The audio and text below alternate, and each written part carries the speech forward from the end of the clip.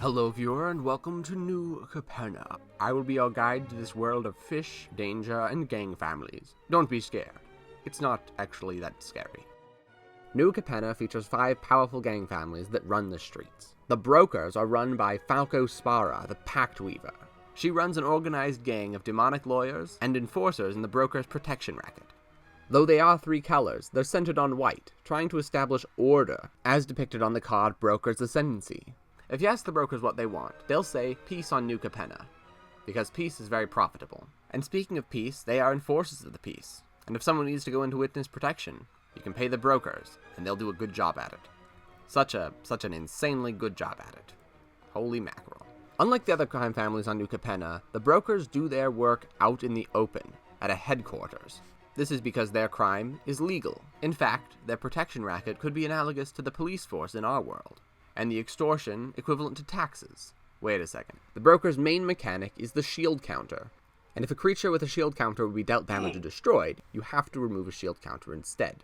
This means that if a creature has multiple shield counters on them, they can survive much damage, but it also means that if you deal 1 damage to a creature with a shield counter, their shield is destroyed, and they are no longer being protected. This is a very interesting mechanic, and it fits well with the protection racket theme of the Brokers. In addition to that, it's a very well-balanced mechanic, on theme, and very creative and new. 10 out of 10.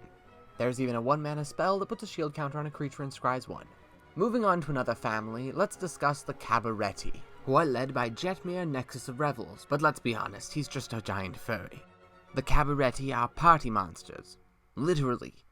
This is showcased through their massive popularity, and you might even say, population. As far as crime goes, the Cabarretti are some of the most tame and docile, while also being wild and crazy.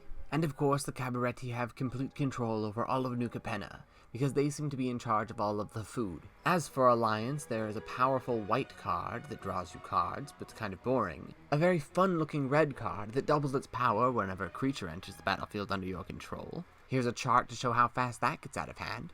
And then there's Gala Greeters, which has a different art depending on what region it was sent to, which is fascinating. It'll be interesting to collect them. Right now, this one is my favorite, but I like this one too.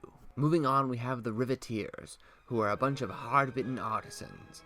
They break down buildings, and they build them too. They break kneecaps, and they have kneecaps that they use to walk. Because they are a part of the lower classes, they live in the lowest level of the city. Oh yes, did I mention that New Capenna has 3 levels to its city? Well, it does.